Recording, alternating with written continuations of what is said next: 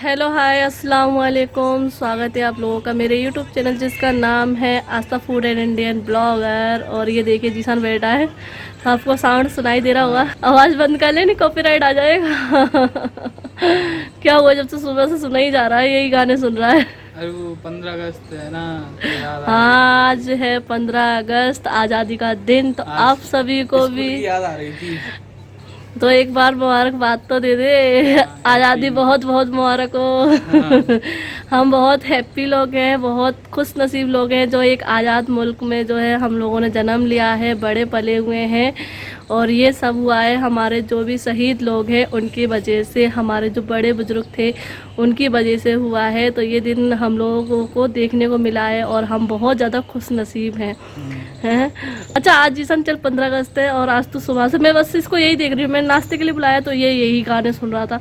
और क्या कहते, जब भी मतलब, और अभी भी मैं जब से प्रोग्राम वगैरह चल रहा है वो देख रहा था। और मैं कपड़े वगैरह धो रही थी तो ये जब से यही सुने जा रहा है, यही सुने जा रहा है। ये बता तू, मतलब ये फौजी में, मतलब मैंने बताया ये कि ये फौज वगैरह में जाने की बातें करता रहता है।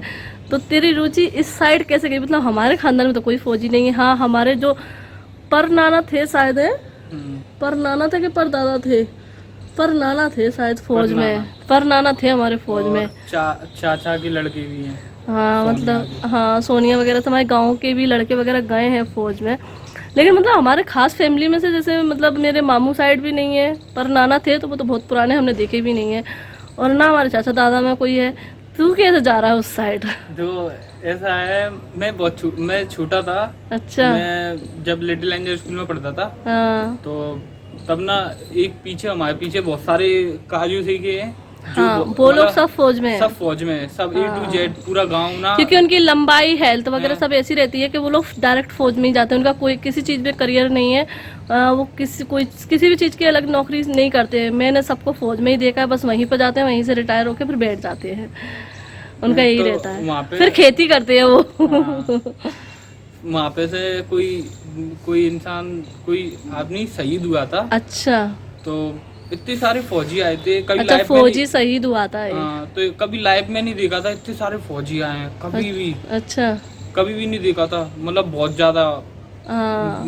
ऐसे ग्राउंड पूरा भर गया था। अच्छा। पूरा ग्राउंड भर गया था, इतने फौजी आए थे। हाँ। और फिर गोलियां चली थी।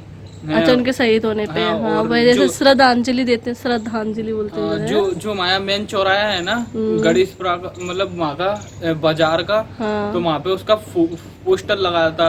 मतलब कई टाइम तक, एक साल कम से कम, एक अच्छा। साल और ज्यादा ही। अच्छा। और रोज उसके माला चढ़ती थी, मतलब हाँ। रोज रोज, पर डे। तो हाँ। मतलब तब से ही ऐसा चॉइस है कि हाँ, कि इंसान जीते जी तो इतना था ही, और कितना मानते हैं लोग कि आर्मी अलग अलग ही पर्सनालिटी अलग रहती है। कोई अगर सामने से कोई निकल भी जाए, कोई फौजी के यहाँ, कोई दूर से देख के बता देगा कि बंदा फौजी है। हाँ, तो रुतबा अलग होता है उसका। हाँ, है? तो बस जी है कि जीते जी भी इतनी वो होता है, और मरने के बाद भी इतना हाँ, वो अच्छा। होता है। तो इसलिए और कुछ अच्छा लगता ही नहीं है। अगर फौजी नहीं होंगे तो हम लोग सेफ नहीं होंगे। मतलब फौजी नहीं हुए तो फिर कोई सेफ नहीं है। अपन घर के बाहर कदम नहीं रख पाएंगे, घर के बाहर गया घर में भी नहीं रह पाएंगे। हाँ, सही है। जो बॉर्डर है वो अपना कवच है। अगर वो कोई तोड़ देगा तो फिर, अगर वो वैसे कोई तोड़ कैसे सकता है जब इतने सारे फौजी हैं, काफी सारे, सही है, है ना। देश के जवान उस पे पहरा दे रहे हैं। इसलिए सरहद पर जाने से डरना नहीं चाहिए। तो अल्लाह ने तो अच्छा खासा शरीर दिया है, अल्लाह ताला ने। तो वैसी अपना सोच भी रखनी चाहिए थोड़ा, कि अपने देश के लिए कुछ करना चाहिए। इसलिए मैं यही कहूँगा, और भी मेरे जैसे भाई हैं जिनकी हाइट वगैरह अच्छी है, हेल्थ अच्छी है, वो इधर उधर ना भटके। मेरी तरफ से ना जो आर्मी है उसको सल्यूट, अच्छा, आर्मी के इंडियन आर्मी जवानों को। को। हाँ। चलिए, तो वैसे मैं नीचे जा रही थी लेकिन मैं इधर ही बैठ गई हूँ और धूप बहुत तेज आ गई है, तो मैं सोचा इधर बैठ जाती हूँ। क्योंकि मुझे जो है आप लोगों से थोड़ी सी बात करनी है एक दो कमेंट के ऊपर, क्योंकि वो बहुत ज़्यादा आ रहे हैं कमेंट। तो वो कमेंट हैं कि एक तो सीएम आज अभी तक क्यों रुकी हुई हैं, क्यों नहीं जा रही हैं। और दूसरा कमेंट है कि पप्पी को भी बुला लो इनाया के बर्थडे में। कुछ लोग तो ऐसे बोल रहे हैं और कुछ लोग बोल रहे हैं कि जी अभी तक क्यों रुकी हैं। अरे भाई, उनका घर है, उनका मन चाहेगा जब तक रुकेंगी। ऐसी ये नहीं है कि लड़कियां तो उनका घर नहीं है, तो उनका ही घर है, उनका मन करेगा जब तक वो यहाँ पर रुकेंगे। और दूसरी बात, वो जा रही थी हफ्ते भर पहले ही जाने का उनका प्लान हो गया था, पैकिंग वगैरह पूरी उन्होंने कर ली थी और हम लोगों से कहने लगी कि बस अब मैं कल जा रही हूँ घर। तो हम लोगों ने बोला कि नहीं अभी मत जाओ, क्योंकि देखो बुलबुल का भी बर्थडे आ रहा था और इनाया का भी आ रहा था बर्थडे। तो फिर हमने कि अब ये दो दो प्रोग्राम आ रहे हैं और जब कोई बहन बेटी घर होती है तभी सारी चीज़ें करना अच्छा भी लगता है। और वैसे तो सेलिब्रेट करते ही, लेकिन अकेले अकेले करेंगे तो अगर उसमें 2-4 लोग और ज़्यादा होंगे तो और अच्छा लगेगा, क्योंकि फैमिली अगर हमारी साथ होगी तो और अच्छा लगता है। और बहन बेटी घर में होने से रौनक भी बनी रहती है और प्रोग्राम करना भी अच्छा लगता है और ज़्यादा मतलब वैसे तो करते ही, लेकिन और ज़्यादा अच्छा लगेगा अगर हमारी बाजी साथ में है, दूल्हा भाई साथ में है। तो ऐसी बात नहीं है, वो तो हफ्ते भर पहले ही जा रही थी और इसीलिए हमने उनको रोक लिया, क्योंकि अब 8-10 दिन का ही तो अंतर था। तो हमने कि अब 8-10 दिन और रुक जाओ, इतने दिन रुकी और थोड़ा सा रुक जाओ, फिर वो वापस तो आती ही नहीं। बोल रही थी कि मैं आ जाऊँगी, लेकिन हम लोगों को पता है अगर वो गई वापस तो नहीं आएंगी। इतनी जल्दी कोई नहीं आता है, अगर हम भी हैं, मैं भी हूँ, अगर मैं भी अगर अपने घर जाऊँ और अगर 8 दिन बाद कोई प्रोग्राम है तो मैं भी नहीं लौट कर जा पाऊँगी उसमें। तो इसलिए हमने ही ज़बरदस्ती उनको रोका है, जिद करके कि अभी नहीं जाओगी, अभी सारा कुछ बर्थडे वगैरह कर लो तब जाना। और दूसरा कमेंट है कि फुप्पी को बुला लो बर्थडे में, इनाया की बर्थडे में। तो हम भी बहुत चाहते हैं कि फुप्पी आ जाती हैं, लेकिन फुप्पी ने जो है साफ मना कर दिया। हमने उनको 3-4 बार फ़ोन लगा लिया है इस टॉपिक को लेकर। वैसे तो होती रहती है बात, लेकिन हमने इस बात को लेकर 2-3 बार फ़ोन लगा दिया है कि फुप्पी आ जाओ, गाड़ी भेज दें, आ जाओ। लेकिन उन्होंने बोला कि मैं मतलब ट्रेवल मुझ पर अब नहीं होता है। देखो उम्र के साथ इंसान का हो जाता है, आना जाना बहुत कम कर देता है इंसान। तो वो बोलती हैं कि मैं इतने टाइम तक नहीं बैठ पाती हूँ, जब भी वो आती हैं तो बहुत ज़्यादा परेशान हो जाती हैं, और इसीलिए वो बाजी के साथ नहीं आई थी और इसीलिए अभी भी नहीं आ रही हैं। अगर उनको पास में भी झांसी भी कहीं पर जाना हो ना प्रोग्राम में, तो भी वो बहुत मुश्किल से जाती हैं। और पहली बार तो वो मना ही कर देती हैं कि मैं नहीं जा रही हूँ, मुझसे नहीं होता है। तो इसलिए और इंसान का शरीर इस उम्र पर जवाब दे जाता है, शरीर भी काम नहीं करता है और फिर उनका वेट भी ज़्यादा है, तो इसलिए उन पे बैठा नहीं जाता है इतने टाइम तक। घर पे तो ये वो बैठ जाती हैं, लेट जाती हैं, तो ये और इसीलिए वो नहीं आ रही हैं, वरना वो आ जाती। हमने तो उनको बहुत बार बोला है। और बाजी भी इसीलिए जा रही थी क्योंकि उनकी टेंशन हो रही थी, लेकिन उनकी लड़कियां हैं जो वहाँ पर पास में ही रहती हैं, लोकल में ही उनकी शादी हुई है, तो वो लोग भी देखने के लिए आ जाती हैं और भी रिश्तेदार हैं। तो ऐसी बात नहीं है, पप्पी अकेली नहीं है, वहाँ पर बहुत सारे लोग हैं उनकी देखभाल करने के लिए, और इसीलिए बाजी इतने दिन तक रुकी हुई हैं। क्योंकि अगर इंसान अकेला होता है तो खुद ब खुद ही हमको अपने माँ बाप की चिंता होती है, तो वो खुद ही चली जाती हैं, तो इसीलिए नहीं गई हैं।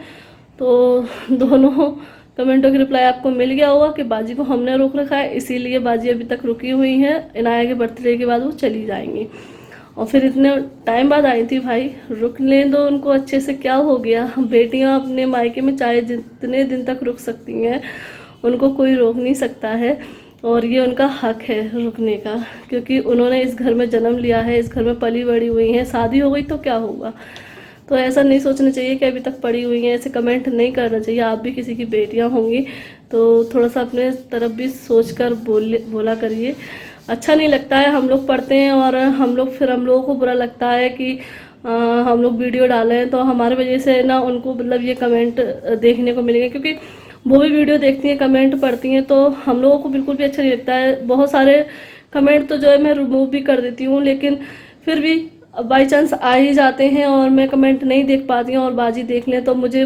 बहुत ज़्यादा अच्छा नहीं लगता, बहुत ज़्यादा बुरा फील होता है। तो इसलिए ऐसे कमेंट मत करिए बाजियाँ कितने भी दिन तक रहें, कितने भी दिन तक रुके, वो उनकी मर्जी है।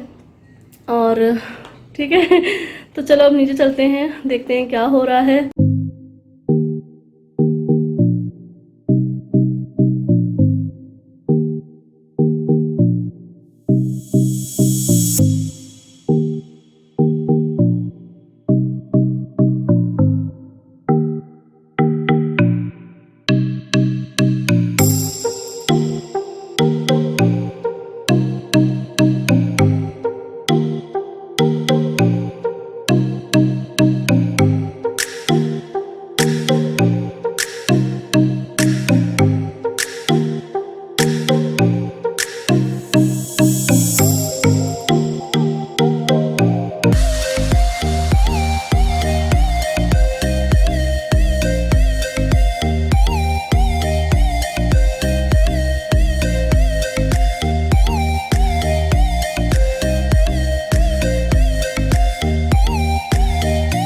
10 बजे करीब मैंने नाश्ता किया था आज, पोहा और चाय का।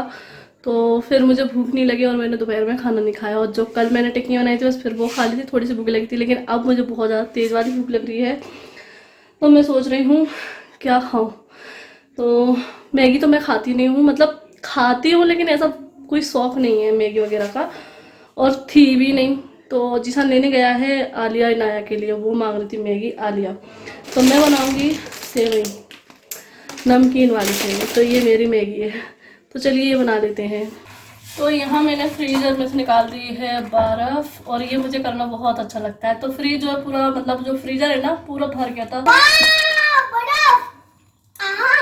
तो मैंने इसको कल भी करा था क्योंकि पूरा जो है बंद ही हो रहा था। तो आज हो गया क्योंकि कल फिर चालू हो गया था, पता नहीं कैसे। तो आज मैंने फिर से कर दिया था इसको दोपहर में, और अब जाके ये पिलक गया है पूरी बर्फ़। तो यह देखिए इतनी सारी मैंने निकाल दी है। अगर ये नहीं निकालूंगी तो पूरा गीला होता रहेगा, अभी पूरा नीचे गीला हो रहा है। हाँ, पानी नहीं निकलता, ये गंदी बर्फ़ होती है। गंदी बर्फ। और ये कुछ लोग पूछते थे कि ये क्या बिछा रखा है, तो ये सीट है जो मैंने मीशो से मंगाई थी ये, और ये ऊपर का कवर आया था साथ में। तो इसका ये फायदा रहता है कि हमारे जो कांच है बिल्कुल क्लीन रहते हैं, इनको साफ करने की जरूरत नहीं पड़ती है। बस ये सीट निकालो और कपड़े से, गीले कपड़े से पोंछ दो। और अभी क्या बर्फ का पानी जो है ना गिर गया था, बस मैंने इसको पोंछ दिया है। और वरना अगर ये नहीं बिछी होती ना तो पूरे कांच वगैरह गंदे हो जाते। तो मैगी आ गई है, और यहाँ मैंने सेवई डाल दिया भूनने के लिए, क्योंकि इनको भून कर फिर मैं उबालूंगी और जब मसाला भी तैयार कर लूँगी इसका, झट से बन जाएंगे।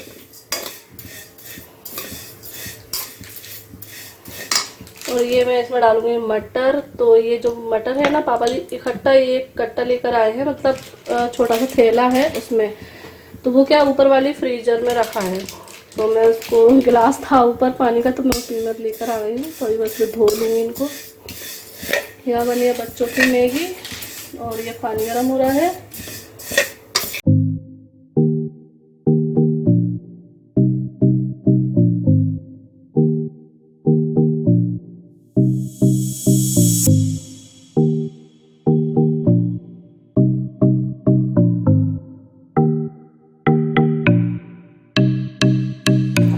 तो यहाँ पे सेवई उबल रही हैं, यहाँ पे ऑयल गर्म हो रहा है। तो बस यहाँ डालूंगी मैं जीरा,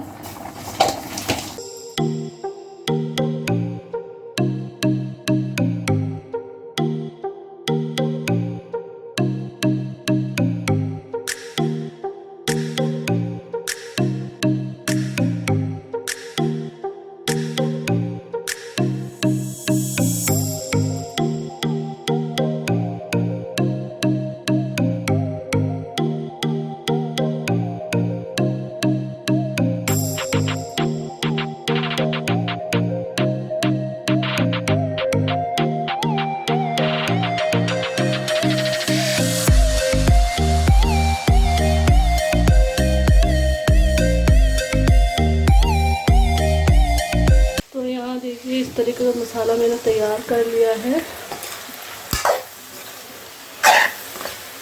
और इसमें वैसे तो आपने देख ही लिया क्या क्या डाला है। मैंने इसमें डाली मिर्ची पाउडर, हल्दी पाउडर, नमक और थोड़ा सा किचन किंग मसाला, थोड़ा सा छोले मसाला, और बस इसको अच्छे से मैंने कर लिया है। थोड़ी देर के लिए ढक कर रख दिया था जिससे ये पक जाए अच्छे से। तो अब इसमें सेवई डालूंगी, नींबू डालूंगी। तो अभी मटर नहीं गली है इसकी, तो थोड़ा मटर गलने देते हैं जब तक मैं भर लेती हूँ गुड़। तो मेरा भरने करने का काम तो चलता ही रहता है कभी कुछ भर रहा है, कभी कुछ भरना है, क्योंकि सामान जो है ख़त्म होता रहता है, कभी कुछ ख़त्म हो जाता है और फिर वो आता है तो भरना तो पड़ता ही है। और गुड़ हमारे यहाँ बहुत लगता है, क्योंकि दलिये में गुड़ डाल जाता है और सत्तू में गुड़ जाता है।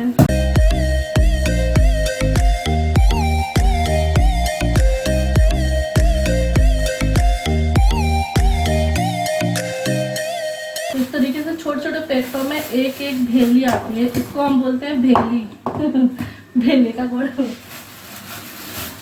इतनी बड़ी ये एक भेली रहती है, शायद 1 किलो की रहती होगी या आधी किलो, 1 किलो की तो होगी, वजन है। और इसको मैं इस तरीके से ही रख कर इस बटैये से फोड़ लेती हूँ।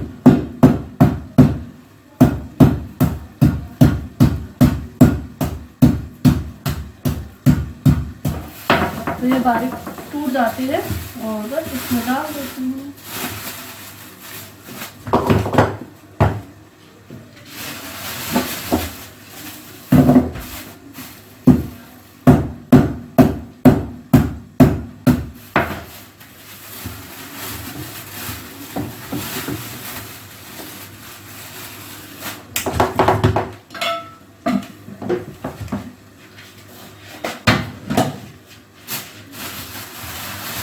यानी कि पापा 5 किलो बोलिएगा।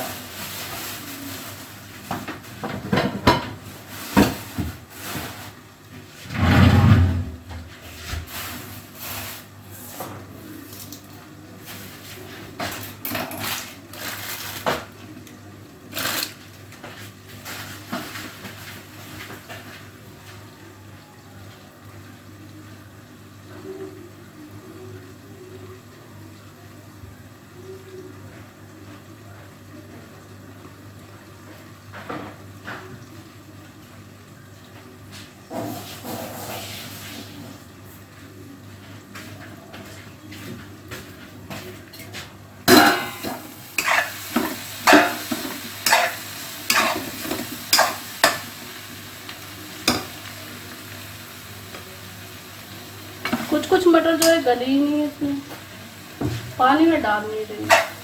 चलो ऐसा करते टमाटर डाल देते हैं इसमें।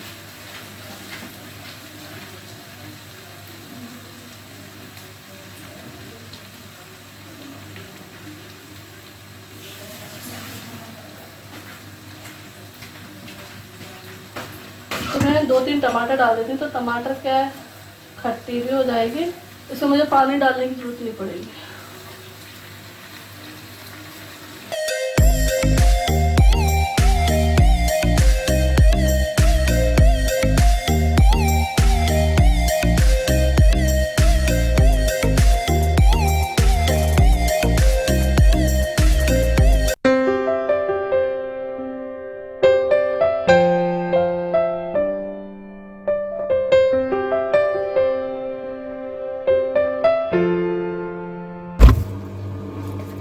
करोली करेले करेले कहाँ रखे हैं?